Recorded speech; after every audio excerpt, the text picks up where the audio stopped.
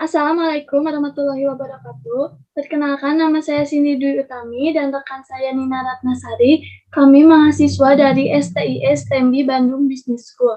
Di sini kami akan mewawancarai salah satu pengusaha yang sangat memotivasi bagi kita. Beliau adalah Saila Aulia Nabila, pengusaha di bidang fashion. Mari kita simak petikan wawancaranya. Semoga dapat menginspirasi dan memotivasi bagi kita semua. Halo Kak Sheila. Hai teman-teman semua, gimana kabarnya? Alhamdulillah baik. Alhamdulillah baik. Alhamdulillah. Sebelumnya izin bertanya, nama usaha kakak apa ya? Kalau untuk usaha, untuk nama brandnya saya sendiri itu Vasco Store. Nah, kata Vasco ini yang artinya itu memiliki arti sendiri gitu, kayak punya kepanjangan. Nah, Vasco ini kepanjangan dari Fastabikul Khairat. Nah, maksudnya tuh berlomba-lomba dalam kebaikan. Nah, saya tuh pengen dalam usaha ini tuh ketika saya mendapatkan profit, keuntungan gitu, saya pengen keuntungan itu tuh dibagi gitu ke orang yang kurang tidak mampu, mungkin saya bersedekah gitu ya. Seperti itu, saya pengen seperti itu. Makanya dinamain brand saya ini Vasco gitu, Vasco Store. Lalu usahanya di bidang apa ya Kak? Kalau untuk usaha kita di bidang fashion gitu, kan kaos ya. Jadi banyak anak muda sekarang tuh yang fashionable banget lah pokoknya. Jadi kita tuh ngikutin kayak alurnya zaman sekarang gitu. Kalau misalnya kita nggak ngikutin fashion anak-anak sekarang gitu, mungkin kita bakalan ketinggalan jauh gitu mungkin dari usaha-usaha yang lain, dari perusahaan yang lain seperti itu. Kalau boleh tahu alamatnya di mana ya Kak? Untuk alamat kita ada di Jalan Marga Luhur 1, nomor 27, RT 1, RW 2, Bale Endah untuk sekarang saat ini. Tapi untuk konveksinya kita ada di Soreang, tepatnya di Soreang. Nah, seperti itu, Kapan Kak. kapan kakak mulai merintis usaha ini? Usaha ini saya merintis dari tahun sekitar 2019 ya, mungkin masih baru gitu ya untuk usahanya, tapi saya tuh termotivasi oleh guru saya sendiri gitu buat ngebangun kaos gitu, brand ini gitu. Karena ada seseorang yang bikin saya tuh buat ngambil usaha ini tuh, kayak berani ngambil usaha ini tuh ada seseorang yang memotivasi diri saya sendiri gitu, seperti itu. Bentuk usahanya kakak lakuin sendiri atau bekerja sama dengan orang lain? Kalau misalnya usaha, saya nyari sendiri sih kayak konveksinya gitu.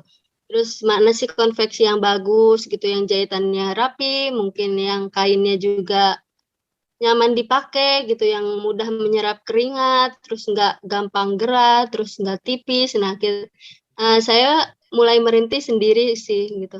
Alhamdulillah, dan sekarang saya udah punya 2 karyawan, yang satu di bidang pemasarannya, yang satu di buat ngerjainnya, di konveksinya, seperti itu. Kenapa kakak sangat tertarik dengan usaha yang kakak jalani? Tertarik karena yang namanya sekarang ya, kan kita nggak tahu zaman tuh bakal kayak gimana, bakal terus berkembang. Tertariknya karena apa ya? Dulu bingung. Tertarik karena dulu guru saya yang bilang kalau misalnya usaha kaos itu dari mulai brand SRC, nah itu SRC, dia tuh merintis dari hanya bermodalkan 300.000 sudah bisa kayak bikin kaos yang banyak gitu. Jadi sekarang tuh udah berkembang. Nah, saya tuh termotivasi oleh tokoh mereka itu, yang membangun brand SRC. Apalagi sekarang yang terkenal lagi Erigo ya, yang dia tuh merintis sampai bertahun-tahun kemana-mana gitu. Dan sekarang alhamdulillah Erigo udah berkembang pesat. Nah, saya juga ingin gitu seperti itu. Baik. Kalau untuk waktu penjualannya dilakukan dari jam berapa sampai jam berapa? Kalau untuk penjualannya kita dari start buat admin-admin mungkin dari jam 9, terus break dulu istirahat isoma jam 12, nanti baru kita lanjut lagi jam 1, selesai mungkin habis asar lah sekitar jam 3. Kalau boleh tahu, berapa harga barang yang kakak jual? Kalau barang mungkin dari kaos polosnya dulu ya. Kaos polos itu perkiraan sekitar nyampe 35, tapi untuk harga reseller itu beda lagi gitu. Terus kalau Mungkin misalkan, kalau sablon beda lagi. oh iya. Terus Ya. kisaran berapa omset yang didapat per bulannya? Kalau per bulan ya sekitar, kan kadang sekarang tuh kaos tuh dipakainya maksudnya nggak kayak makanan gitu setiap hari harus dibeli. Nah mungkin kan jarang juga ya.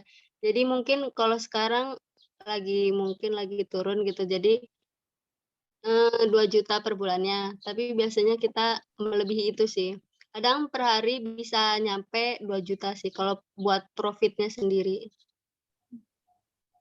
Seperti itu. Terus berapa persen keuntungan yang didapat untuk setiap barangnya? Keuntungan dari setiap barangnya 10%. 10%. 10%. Terus apa kelebihan produk yang kakak jual dengan produk yang lain? Untuk kelebihan dari produk kita itu kita selalu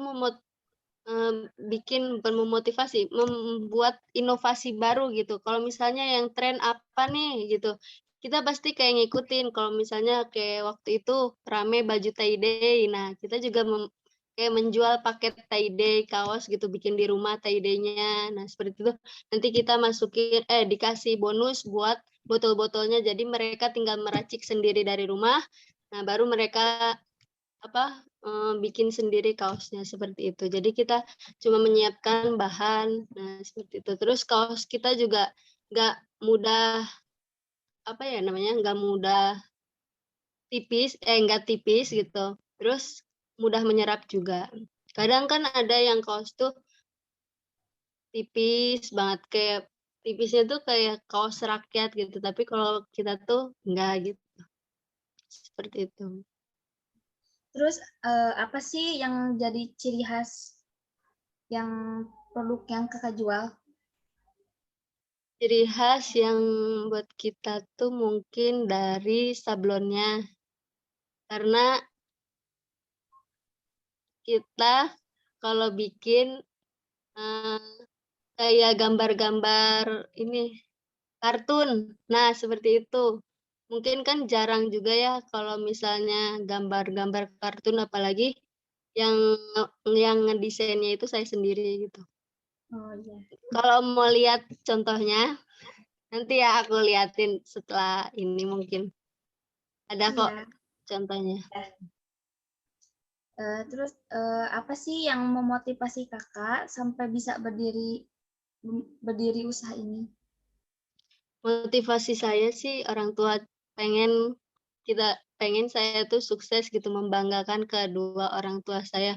Mungkin bisa dengan cara ini saya bisa menjadi kedepannya mungkin lebih baik ketika orang tua saya sudah tidak mampu untuk bekerja gitu. Saya yang bisa menggantikannya karena saya itu anak pertama ya, jadi kayak kurang gimana gitu. Kalau misalnya anak pertama tuh pasti kayak ada tanggung jawab, tapi meskipun orang tua saya tidak menanggung jawabkan kepada saya gitu, tapi saya berinisiatif buat kedua orang tua saya seperti itu. Terus juga saya pengen, kan dari nama brandnya itu Fastabiqul Khairat ya, Fasko. Nah, saya juga ingin membantu teman-teman yang lain, mungkin orang-orang yang di luar mungkin kesusahan gitu. Saya pengen berbagi rezeki saya buat orang-orang. Seperti itu. Masya Allah sekali ya Bunda.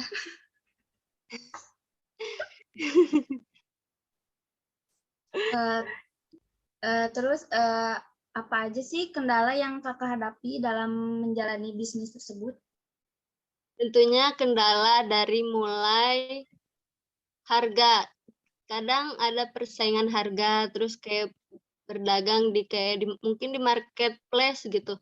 Banyak pesaing-pesaingnya. Sekarang juga di sini banyak pesaing-pesaingnya seperti itu. Banyak pesaingnya mungkin dari harga, kadang ada yang lebih murah gitu, ada yang nurunin harga seperti itu. Tinggal kita gimana menanggulanginya. Oke, terus motivasi atau tips apa aja yang sehingga usaha kakak dapat eksis bahkan maju sampai sekarang? Tips buat usaha saya ya? Atau tips buat yang lain? Tips buat usaha saya mungkin apa ya tipsnya? Tipsnya jangan pantang menyerah, ditekuni. Pokoknya kalau misalnya udah dapat profit dengan nilai segitu, jangan merasa puas sendiri, jangan merasa pengen gak mau kalah sama orang lain. Maksudnya gak mau kalah sama orang lain, ketika kita mendapatkan uang segitu, terus kita pengen kayak langsung beli apa, kadang kan kayak ibarat kita tuh punya mobil, ibarat kita tuh punya modal sepeda motor, tapi kita tuh pengen hidup gaya kita tuh seperti mobil gitu. Nah, nggak bisa seperti itu.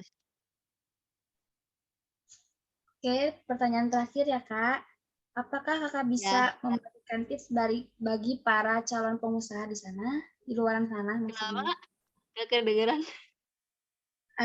Apakah kakak bisa memberikan motivasi atau tips bagi para calon pengusaha? Ya, buat calon pengusaha ya. Kalau ingin sukses, jangan mudah goyah.